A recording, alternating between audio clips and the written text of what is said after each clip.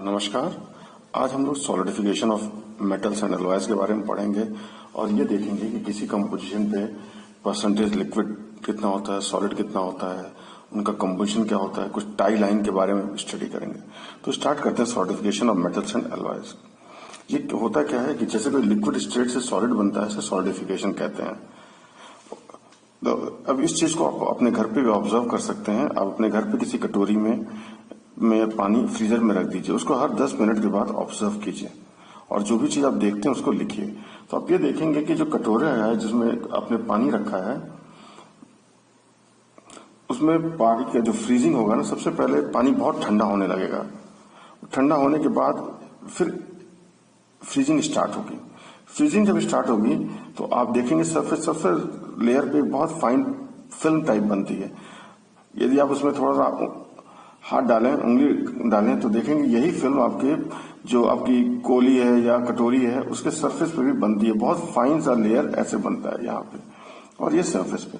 Even यदि उसके अंदर कुछ ऐसी चीजें आपने डाली है खाने पीने की, तो आप देखेंगे छोटे छोटे पार्टिकल्स के ऊपर भी हल्की हल्की बर्फ की लेयर्स बनने लगती हैं। ये जो चीजें हैं, इन पार्ट्स को हम कहते हैं न्यूक्लिएशन साइट्स। तो ये जितने भी हेट्रो सर्फेस होते हैं, मतलब जहां पे पानी और कोई दूसरा आदमी मिलता है, जैसे ये पार्टिकल्स थे जो पानी नहीं था, तो ये हेट्रो सर्फेस। जैसे कप का ये साइड्स, ये भी हेट्रो सर्फेस है। ऐसे एयर और पानी का मिलन हो रहा है यहाँ पे, ये भी हेट्रो सर्फेस है। एयर तो पानी है नहीं, तो इन सब जगह न्यूक्लिएशन शुरू होता है। देखिए हमने दिखाया हर एक पॉइंट पे ये बहुत इनफाइनाइट है, इन्हें न्यूक्लिएशन साइट्स कहते हैं। एक बार ये न्यूक्लिएशन साइट बन जाती है, फिर ये ऑल द 3 डायमेंशन में, ऊपर नीचे ईस्ट वेस्ट हर डायरेक्शन में ग्रो करने लगती है। इसमें 3D ग्रोथ होती है। ये ग्रोथ तब तक होती है जब तक ये दूसरा न्यूक्लिएशन साइट जो ग्रो कर रहा है उससे नहीं मिलते, मतलब जब तक ये दूसरा ग्रेन से टकराते नहीं। इस तरीके से ये न्यूक्लिएशन साइट धीमे धीमे ग्रो करके एक ग्रेन्स बनाते हैं। उसे साइड 3 डायमेंशनल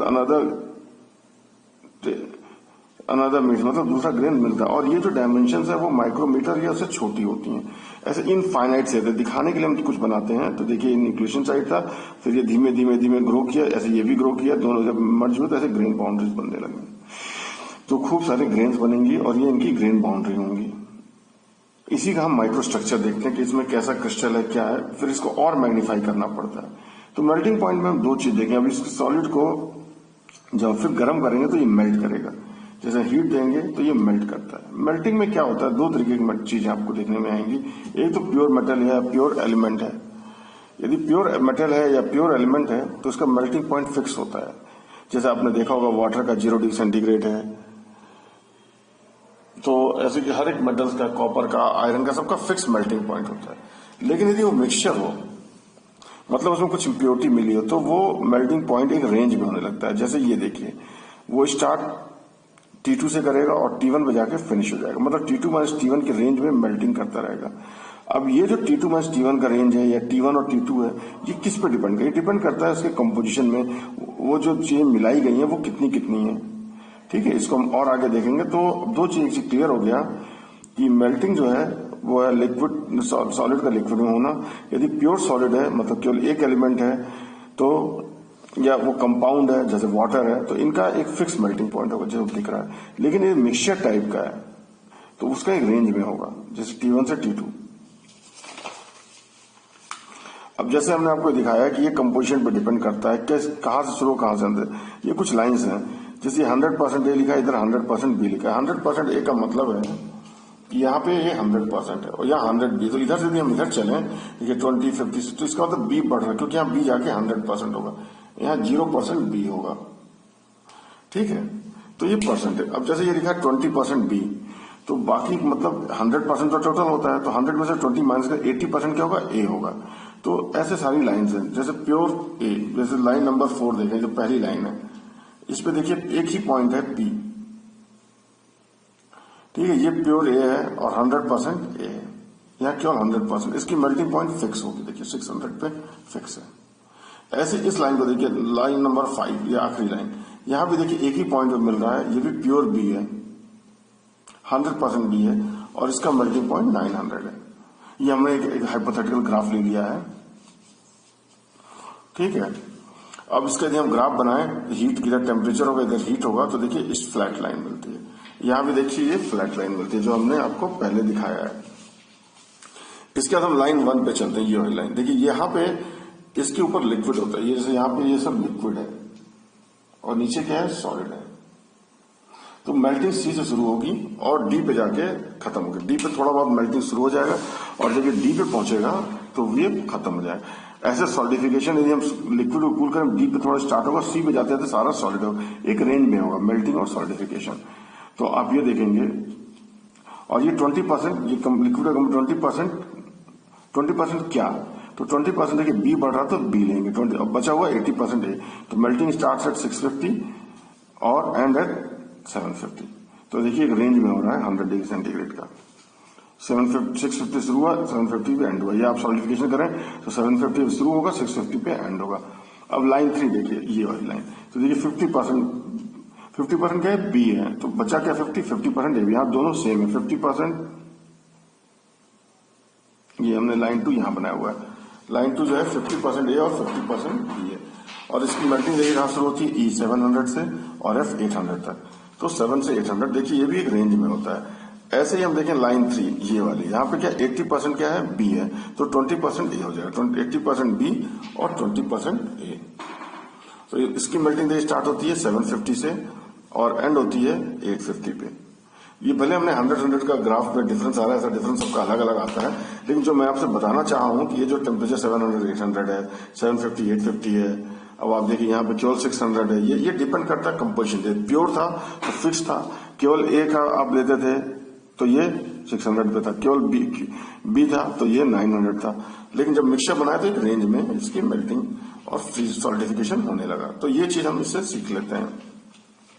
अब इसी चीज को हम अप्लाई करते हैं। तो जैसे ये वही ग्राफ, वैसे एक और हमने ग्राफ बनाया है, ये है, इसमें केवल 3 लाइन लिए हैं। ये इसको देखते हैं, ये जो नीली लाइन है ऊपर, इसको कहते हैं लिक्विड लाइन, इसके ऊपर सब कुछ लिक्विड होता है, और नीचे जो लाल लाइन है इसके नीचे सब कुछ सॉलिड होता है, ये सॉलिडस लाइन है। और ये जो बीच का एरिया है, यहाँ पे हमारे पास लिक्विड प्लस सॉलिड होगा। ठीक है, तो इसका मतलब अब हम देखते जाते हैं वो क्या जा रहा है। इसमें ए का मेल्टिंग पॉइंट है 800 डिग्री सेंटीग्रेड, बी का 1200 डिग्री सेंटीग्रेड। अब आप देखिए जैसे यहाँ कुछ लिखा तो है नहीं, 30% है, तो ये 0% ए से शुरू हुआ और यह 100% क्या हो जाएगा, ए हो जाएगा। अब जैसे ये 80% ए है तो 20% बी के लिए भी यही चीज है। तो इधर से हम बनाएंगे तो बी का ही बन जाएगा, ये वैसे ए के साथ बना है। मतलब ए का कंपोजिशन दिया है 60% ए लिखा है, इसका मतलब 40% बी है, तो इसका कंपोजिशन हमें पता चल जाता है। ठीक है, अब हम इसको सीखते हैं क्या होगा। यदि कोई पॉइंट पी को लेते हैं, क्यों आगे जैसे ये कूलिंग के रेट्स हैं डिफरेंट,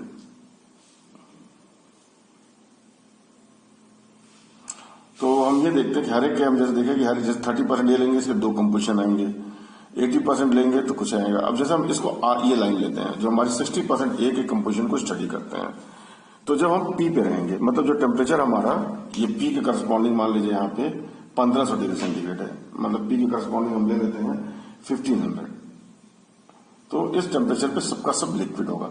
जब वो पी पे देखिए 100% लिक्विड होगा।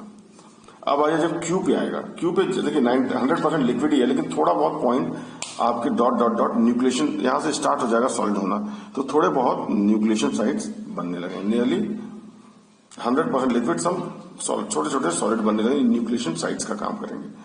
जब हम आर पे आएंगे, उसको हम बाद में देखते हैं। जब हम एस पे आएंगे तो आप देखिए सॉलिडस लाइन, मतलब इसके नीचे सब सॉलिड, यहाँ पे 100% नियरली सॉलिड बन गया होगा। जैसे देखिए सब कुछ सॉलिड बन गया, थोड़े थोड़े पॉइंट रह जाएंगे जहां पे हल्का हल्का लिक्विड होगा।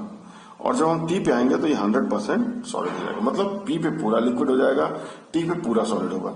क्यू पे लिक्विड से सॉलिड बनना स्टार्ट होगा और एस पे आते आते 100% सॉलिड होने के बाद थोड़ा बहुत लिक्विड होगा और खत्म हो जाएगा। यदि उल्टा चले तो हम टी पे 100% लिक्विड होगा, सॉलिड होगा, एस पे आते आते मेल्टिंग शुरू हो जाएगी और क्यू पे आते आते मेल्टिंग पूरी फिनिश होने लगेगी, बहुत थोड़ा बहुत 1-2 पॉइंट्स पे सॉलिड रहेगा और पी पे सारा कुछ सॉलिड हो जाएगा। अब बात करते हैं आर पे। इस पॉइंट आर पे देखिए लिक्विड और सॉलिड दोनों होगा पहली चीज। अब हमें 2 चीजें निकालनी है। इस लिक्विड का कंपोजिशन क्या होगा, पहली चीज जो आर, ये जो लिक्विड है 60% ये पूरे का है, तो इसमें जो लिक्विड होगा और सॉलिड, लिक्विड का कंपोजिशन क्या है, सॉलिड का कंपोजिशन क्या है, पहली चीज। दूसरा ये निकालना है कितना परसेंटेज लिक्विड होगा, कितना परसेंटेज सॉलिड होगा। तो इसके लिए हम टाई लाइन यूज करते हैं। एक लाइन खींचेंगे हॉरिजॉन्टल जो इसके पैरेलल होगी ऐसे। तो आप देखिए इसको काट रहा है, एक्स पे लिक्विडस लाइन को काट रहा है, वाई पे सॉलिडस लाइन को। ये जो एक्स और वाई है ये कंपोजिशन बताते हैं। एक्स लिक्विड पे है तो लिक्विड का कंपोजिशन बताएगा, वाई सॉलिड पे सॉलिड का कंपोजिशन। तो यहाँ जो लिक्विड और सॉलिड होगा इस आर को मेल्ट करने पे, इस पॉइंट, इस 1000 डिग्री सेंटीग्रेड टेम्परेचर पे, देखिए हर टेम्परेचर पर अलग अलग होगा। तो आर का कितना कंपोजिशन होगा तो ये बताएगा कि इसमें जो लिक्विड है वो 30% ए है और जो सॉलिड बना वो 80% ए बना है। मतलब लिक्विड वाला पार्ट जो होगा उसका कंपोजिशन होगा 30% ए और तो बचा क्या 70% बी हो जाएगा। अब सॉलिड में देखिए 80% ए है तो 20% बी हो जाएगा। तो इस तरीके से हम पॉइंट आर पे हम कंपोजिशन बता सकते हैं। अब हमें बताना सॉलिड कितना लिक्विड कितना है। यहाँ पे टाई लाइन की बात होती है कि मतलब मोटा आदमी छोटे को जैसे बैलेंस करता है तो मोटा नजदीक होता है और ये छोटा उसको दूर बैठना पड़ता है। तो इसमें कहने का मतलब है ये डिस्टेंस अलग अलग होती है और ये दूसरे को बैलेंस करने के लिए। ये छोटा आदमी है तो मोटे का डिस्टेंस छोटा होगा, ये बड़ा मोटा आदमी है तो इसका मतलब जो छोटे के साथ डिस्टेंस होगा ये। यहाँ पे थोड़ा आपको ये समझना है। तो कंपोजिशन हमें देख ले, जहां पे लिक्विड को टच करेगा वो दे देगा लिक्विड का कंपोजिशन, जहां पे सॉलिड को टच करेगा वो सॉलिड। अब अमाउंट देखना है तो परसेंटेज लिक्विड क्या होती है। परसेंटेज लिक्विड जैसे देखिए ये लिक्विड वाला पार्ट है ना, तो हम ये डिस्टेंस लेंगे अपॉन ये टोटल डिस्टेंस। मतलब ये डिस्टेंस लेंगे आर से वाई तक का अपॉन एक्स वाई करेंगे। जैसे C Y minus C R, C Y मतलब concentration of Y minus C R, ये वाई है ये आर है। जैसे 80% है तो ये डिस्टेंस देखिए कैसे है, ये डिस्टेंस निकालना है हमें। इसके लिए जब मुझे लिक्विड का निकालना यहां पर ध्यान रखना है और जब मैं सॉलिड का निकालूंगा तो ये लूंगा। और एक चीज खास बात है कि डिनोमिनेटर में दोनों में ये पूरा डिस्टेंस देखिए। अब हम करके देखते हैं। ये टाई लाइन समझना बहुत इंपॉर्टेंट है कि इसका बहुत यूज। जैसे पहले फिर से हम बता देते हैं क्या है। एक कंपोजिशन निकालना था। कंपोजिशन निकालने के लिए हमने देखा कि जहां लिक्विड को एक हॉरिजॉन्टल लाइन खींचेंगे इस कंपोजिशन के पैरेलल यहाँ पे आर पॉइंट से उस टेम्परेचर पे, तो ये आ गया वाई को करस्पॉन्डिंग देखते हैं जो भी कंपोजिशन होगा सॉलिड का होगा और एक्स जो भी, क्योंकि लिक्विड वाली लाइन पे तो लिक्विड का कंपोजिशन दे देगा। अब हमें बताना है कितना सॉलिड है कितना लिक्विड है, तो परसेंटेज। तो लिक्विड निकालेंगे, जैसे मुझे लिक्विड बताना है तो लिक्विड तो ये है तो मुझे ये वाला डिस्टेंस लेना पड़ेगा आर वाई, ये लेंथ अपॉन टोटल। और सॉलिड बताना है तो सॉलिड तो इधर है ना, तो ये वाला डिस्टेंस लेना पड़ेगा अपॉन टोटल। तो देखिए कैसे आता है। तो लिक्विड क्या हो जाएगा, लिक्विड ये है ना, तो मुझे ये डिस्टेंस चाहिए तो हो जाएगा C Y minus C R upon total C Y minus C X. तो देखिए 80 minus 60, 80 minus 60 upon total. Total क्या है 80 माइनस 30, तो 80 माइनस 30 तो ये जाएगा करेंगे तो 60 20 by 30 that is 2 by 5 into 100 का 40%। ऐसे सॉलिड का निकालेंगे तो सॉलिड का क्या हो जाएगा सी आर माइनस सी वाई, ये लिक्विड लेंगे सी आर माइनस सी, जो बड़े में छोटा करेंगे आप डिफरेंस चाहिए बेसिकली, ये डिस्टेंस चाहिए सी आर मतलब 60 minus 30 upon total C R minus C Y upon total. तो 30/50 दैट इज 3/5 इंटू 100 इज 60 तो हमें पता चल गया कंपोजिशन सॉलिड कितना हो जाएगा। ये हमें किसका मिल गया, लिक्विड 40% होगा और सॉलिड 60% होगा। और इसका कंपोजिशन क्या होगा, जो लिक्विड होगा इसका कंपोजिशन होगा ये लिक्विड का कंपोजिशन होगा और जो सॉलिड होगा इसका कंपोजिशन ये होगा।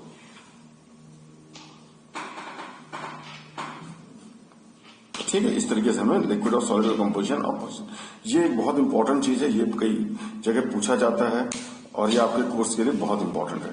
तो ये मतलब यहाँ पे हम टाई लाइन की बात कर रहे थे, इसमें न्यूमेरिकल्स बनते हैं। तो पहली चीज टाई लाइन का मतलब क्या है, तो इसमें दो चीजें हमको निकालनी होती है। एक कंपोजिशन तो जहाँ पे एक हॉरिजॉन्टल लाइन खींचनी है उस टेम्परेचर पे जहाँ पे लिक्विडस को काटेगा लिक्विड का कंपोजिशन, सॉलिडस को काटेगा सॉलिड का। अब हमें चाहिए परसेंटेज के लिए हम क्या करते हैं, ये डिस्टेंस ले लेते हैं, वो कॉन्सेंट्रेशन के टर्म में आएगा 80-30 जैसे।